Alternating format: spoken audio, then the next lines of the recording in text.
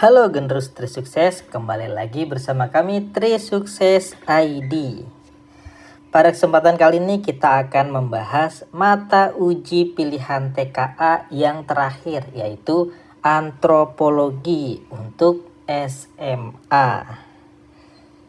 Tidak terasa kita sudah menjalankan beberapa pembahasan. Sekarang kita terakhir di pembahasan materi antropologi. Ada 5 soal yang akan kita bahas, jadi simak sampai selesai. Oke, soal yang pertama. Soal yang pertama ini berkaitan dengan materi pengantar dan ruang lingkup antropologi. Pengantar dan ruang lingkup antropologi. Oke. Silakan perhatikan ilustrasi gambar yang ada pada soal nomor 1. Seorang murid melakukan observasi terhadap komunitas adat yang masih melakukan ritual panen secara turun-temurun. Komunitas tersebut juga menolak teknologi pertanian modern karena dianggap mengganggu keseimbangan alam dan leluhur. Manakah dari pernyataan berikut yang mencerminkan penerapan prinsip-prinsip dasar antropologi yang dapat diterapkan oleh murid tersebut? Tentukan tepat atau tidak tepat untuk setiap pernyataan berikut. Oke, jadi soal ini menguji pemahaman kita tentang prinsip-prinsip dasar dalam pendekatan antropologi ketika mengamati sebuah kebudayaan. Sekarang kita cek opsi atau pernyataannya satu persatu. Pernyataan 1. Menghargai sistem kepercayaan komunitas sebagai bagian dari pandangan dunia mereka.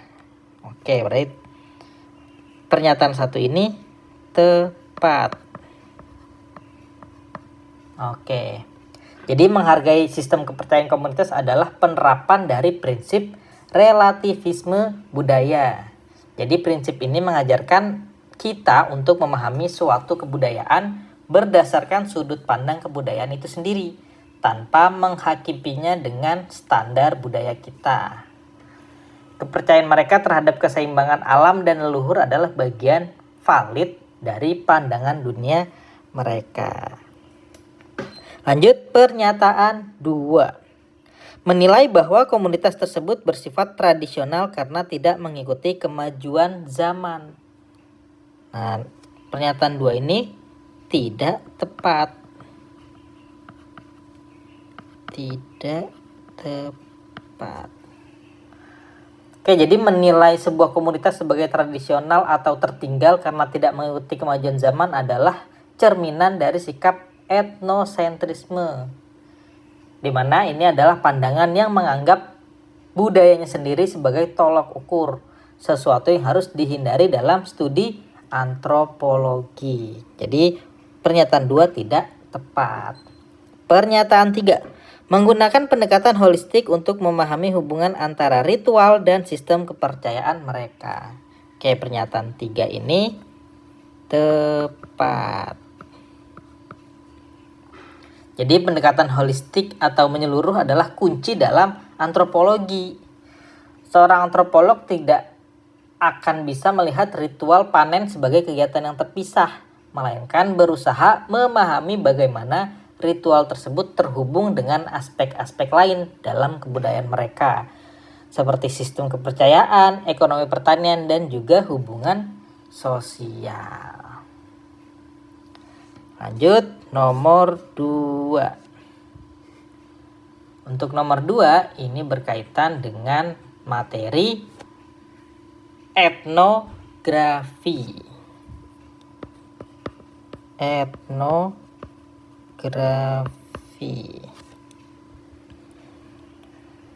Oke, buku etnografi dengan judul Tempat Terbaik di Dunia mengisahkan kehidupan sehari-hari warga yang tinggal di kolong jembatan Jakarta, sebuah komunitas marginal yang kerap luput dari perhatian publik. Penulis buku tersebut, Roanne van Voorst, seorang antropolog asal Belanda, tinggal bersama komunitas ini selama beberapa waktu sebagai bagian dari penelitian lapangannya. Melalui pendekatan partisipatif dan observasi mendalam, Rohane merekam dinamika sosial, cara bertahan hidup, nilai kekeluargaan, solidaritas, serta harapan-harapan yang tumbuh di tengah kemiskinan ekstrim. Meski hidup dalam keterbatasan dan ancaman penggusuran, para penghuni kolong jembatan tidak memandang tempat tinggal mereka sebagai neraka, melainkan sebagai tempat terbaik di dunia. Karena di sanalah mereka menemukan komunitas, identitas, dan makna hidup. Penelitian sebagaimana dijelaskan di atas merupakan jenis penelitian etnografis. Manakah dari pernyataan berikut yang sesuai dengan prinsip-prinsip dasar penelitian tersebut? Oke, soal nomor 2 ini jenis soalnya adalah pilihan ganda kompleks, multiple choice, multiple answer. Jawabannya lebih dari 1. Oke, jadi penelitian etnografi adalah metode kualitatif khas antropologi yang bertujuan untuk memahami suatu kelompok budaya dari sudut pandang mereka sendiri. Berdasarkan deskripsi penelitian di atas dari Rohane van Voorst, prinsip-prinsip utamanya adalah: pertama, tinggal bersama dan terlibat langsung atau participan observation.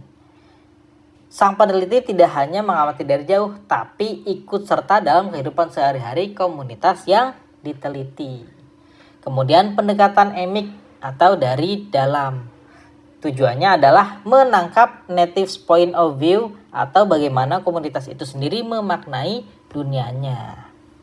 Sekarang kita coba evaluasi setiap opsi jawabannya. Pertama yang A, membaur dengan masyarakat dan mengikuti kegiatan sehari-hari. Nah, opsi ini benar, yang A ini benar. Ini adalah inti dari metode observasi partisipatif yang disebutkan di dalam teks tersebut. Lanjut yang B. Menggunakan pendekatan observasi partisipatif untuk memahami praktik budaya. Yang opsi B juga benar.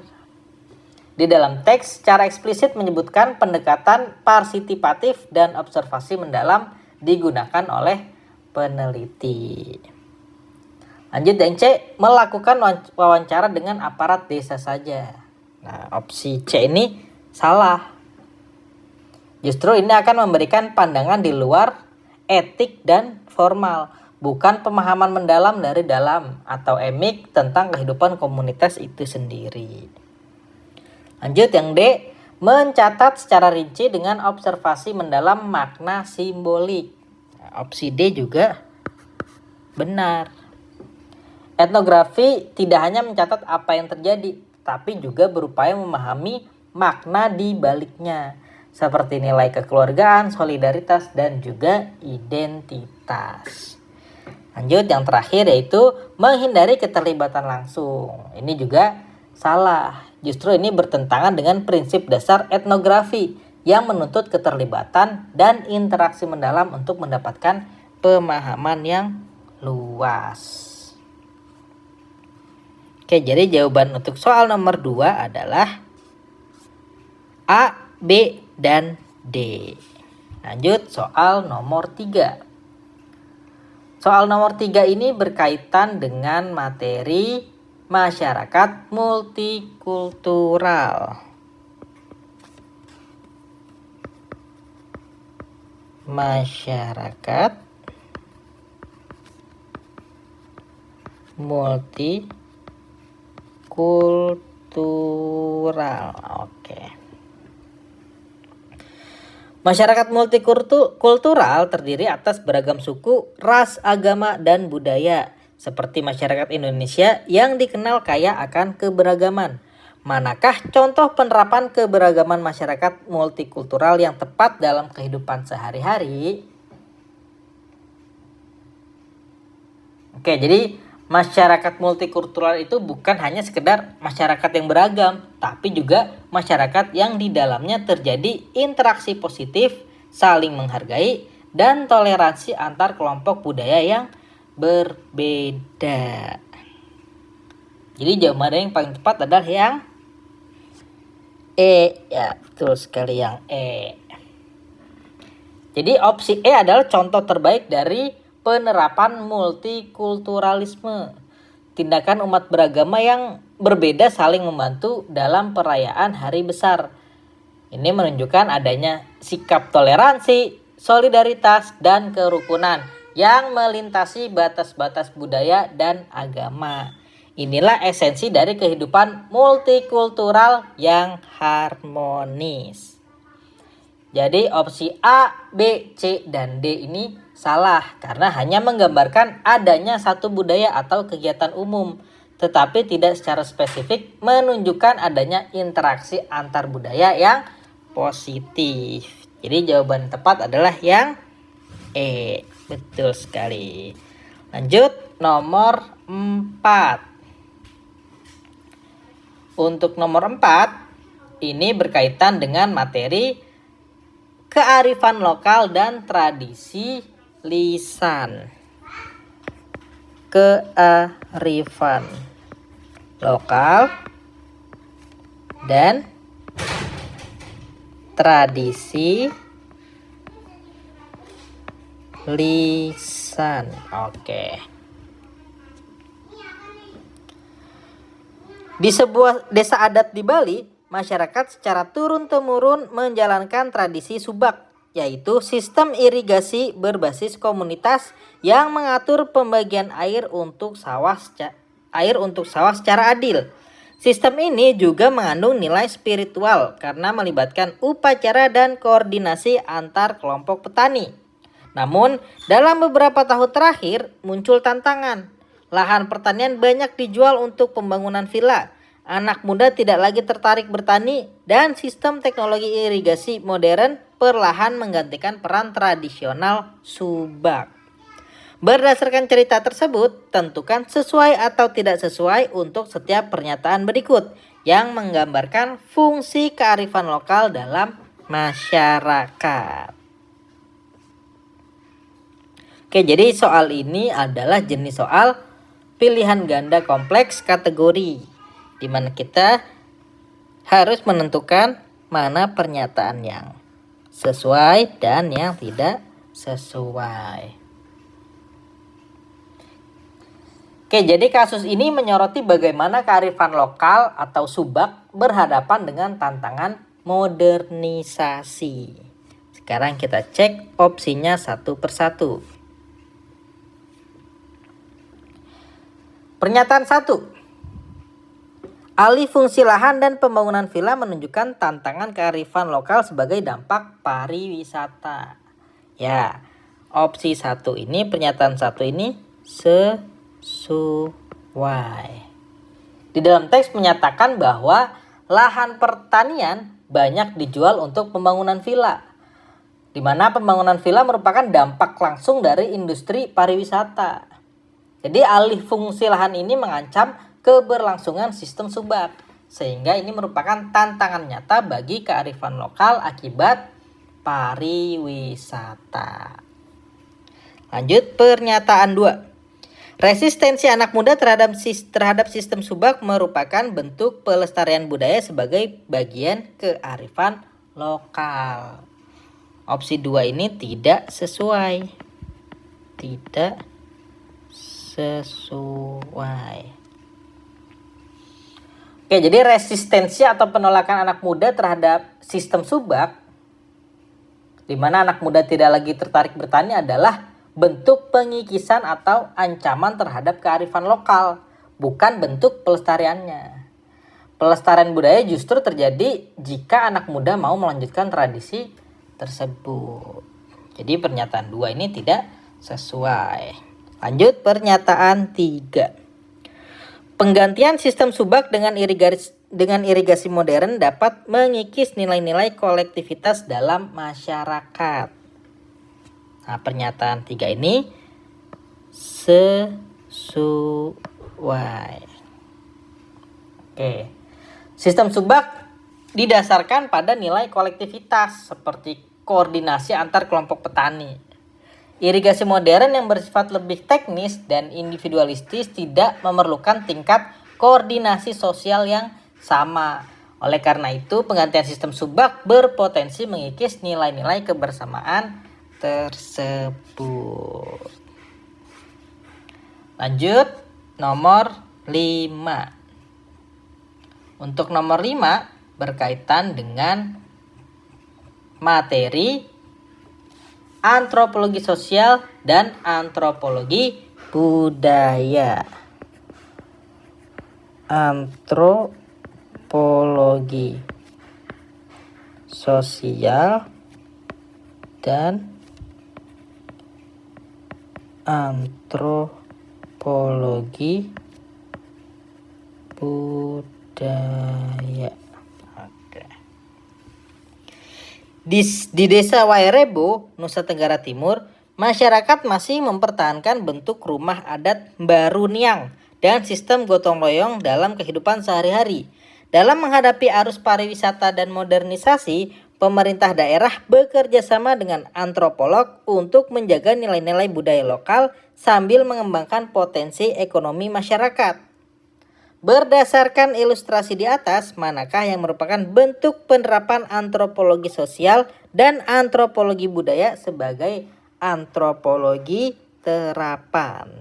Pilihlah jawaban yang benar. Jawaban benar lebih dari 1.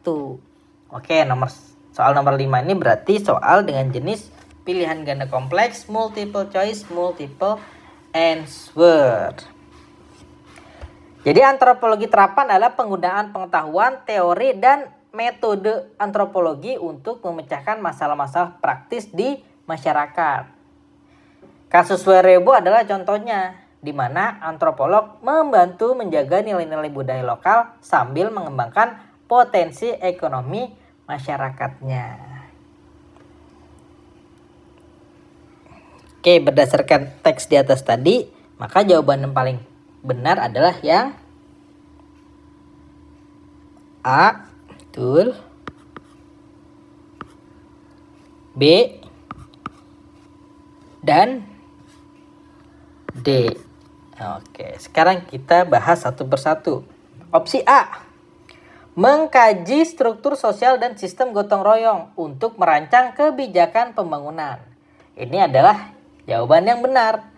Ini adalah penerapan antropologi sosial, di mana pengetahuan tentang sistem gotong royong digunakan untuk membuat kebijakan pembangunan yang partisipatif dan tidak merusak tatanan sosial yang sudah ada. Yang B, meneliti makna simbolik rumah adat dan menjadikannya dasar pengembangan ekowisata. Ini juga benar, karena ini adalah penerapan antropologi budaya, di mana pemahaman tentang makna rumah adat digunakan untuk menciptakan sebuah produk ekowisata yang otentik dan edukatif, sehingga memberikan manfaat ekonomi tanpa merusak nilai budayanya. Kemudian yang D, memberikan pelatihan kepada masyarakat tentang bagaimana mempertahankan identitas budaya. Ini juga benar. Ini adalah bentuk pemberdayaan masyarakat yang merupakan tujuan utama antropologi terapan. Jadi antropologi tidak hanya meneliti, tetapi juga membantu komunitas agar mampu menghadapi perubahan seperti arus wisatawan secara berdaya. Oke, jadi jawaban tepat adalah A, B, dan D. Untuk opsi C dan E ini bertentangan dengan etika dan tujuan antropologi, yang mana justru menghargai dan berupaya melestarikan keragaman budaya, bukan mengganti atau menyeragamkannya. Oke, selesai sudah pembahasan kita untuk kisi-kisi soal TKA pilihan, yaitu antropologi. Buat teman-teman yang mau coba langsung simulasi di aplikasinya, silahkan kunjungi website trisukses.edukati.com.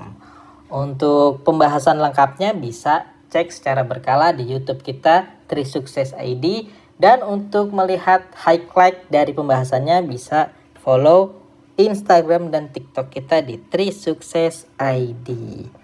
Oke, mungkin kita cukupkan sampai di sini dulu perjumpaan kita. Sampai jumpa lagi di pembahasan selanjutnya.